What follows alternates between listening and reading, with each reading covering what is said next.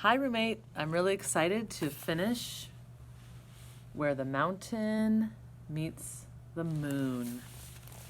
Not everyone was here on the last Friday of school we had together, and we read chapter 37, but it was such a beautiful, important chapter.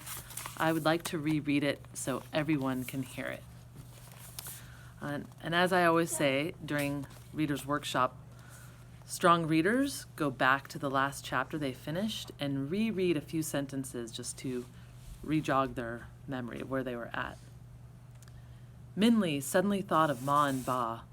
A wave of longing washed through her, and a dryness caught in her throat that the tea could not moisten.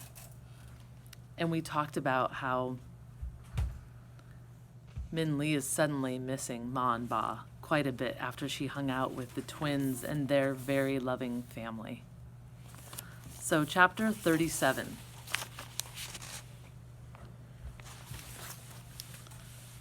The next morning, Da'afu shook Minli awake.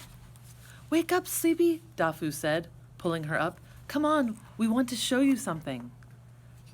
"Yes," Afu said, "hurry." Minli followed them out of the house and through the streets. It was almost as if there were a parade, for all the family were coming out of their houses and following. Minli hadn't really realized Da'afu's family was so large. There were aunts, uncles, cousins. The home behind the red gate doors was really a village of relatives. As Minli ran around through the open doors, she stopped and she grinned, because there, waiting on the stone ground, was Dragon. He was strong and smiling, sitting straight and alert. There was no daze in his eyes and no foul blackness on his body. In fact, except for 4 pale raised scars on his arm, he looked exactly as he did before they met, the green tiger. "You're okay," Minli said as she hugged him. "Of course," Dragon said to her, grinning with happiness. "I told you that dragons heal quickly." "Yes, they do," Agong said from beside her. "After the poison left him, his wounds healed almost immediately." Minli was so happy to see the dragon that she didn't notice that most of Da'afu's family were surrounding them in awe. "A dragon," she heard one small boy whisper. "A real dragon." "We told you so," Da'afu murmured to their cousins. "See?" "Unfortunately, friend dragon," Agong said loudly so that all could hear, "you are too large for us to show you proper hospitality inside our home." "That's okay. We should leave soon anyway," Minli said, and turned to Da'afu. "If you will still show us the way to Never-Ending Mountain." "Of course," they grinned, and Amma said, "Yes, you should leave as soon as you can. The sooner you leave, the sooner you can return to your parents. That would be for the best." Agong nodded when he heard Amma's words. "Breakfast then," he said, "and then we will see our new friends off." So even though the rocky land was cold and windy, the family brought their breakfast of warm rice porridge out to eat. No one wanted to miss a moment of looking at a real dragon. Amma led a large iron pot rolled in on a rough wood platform by 2 of Da'afu's uncles in front of the dragon. The pot was steaming and full, and Minli recognized it as the medicine tea. An aunt carried cups of the tea on 2 trays balanced on her shoulders, with a stick for anyone to take. Minli carefully reached for a cup. The fragrant aroma was too tempting to let pass. "We should not call this drink medicine," an uncle said. "It is too delicious. And now there is no more green tiger. There is nothing for it to cure."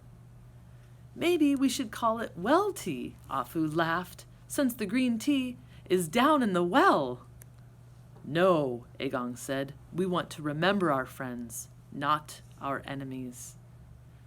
"Then we should call it Dragon Well Tea," Dafu said, "because it made the dragon well." The family all cheered at that, and there was a look of softness in Dragon's eyes that Minli had never seen before. He was unused to kindness, she realized. He had spent most of his years alone and trapped by his flightless body. Too soon breakfast was over, and Minley was packing her possessions into the yellow silk bag the king had given her, while Amma tied supplies onto the backs of Afu and Dafu. Just in case, she said, slipping in their simple food of rice wrapped up in leaves and salted boiled eggs.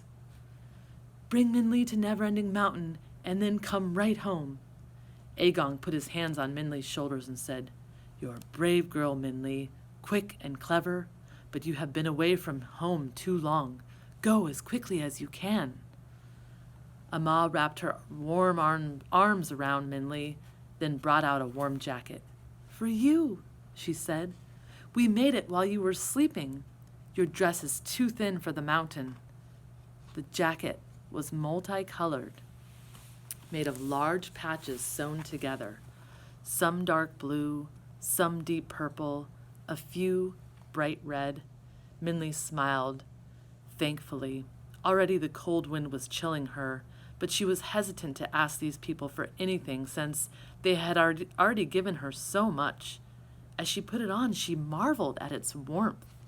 The fabric looked like plain cotton, but she felt as warm as if she had put on a thick fur. Let's go then, Da'afu said, and the boy swung up his arm in excitement.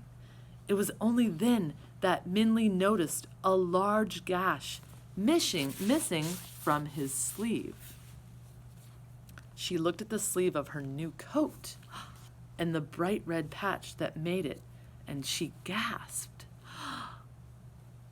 Goodbye, Da'afu's family waved, and as they waved, Minley saw each of them had missing material in their sleeves.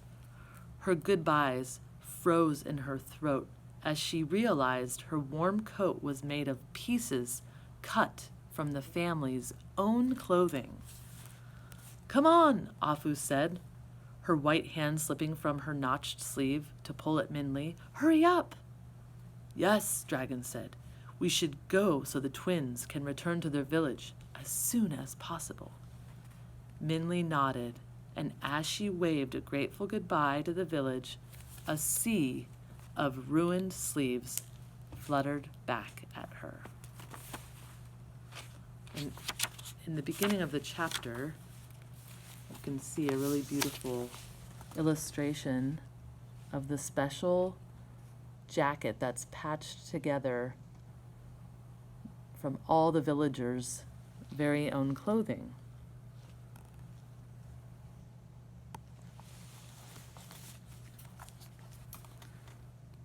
All right, friends, I hope you enjoyed chapter 37.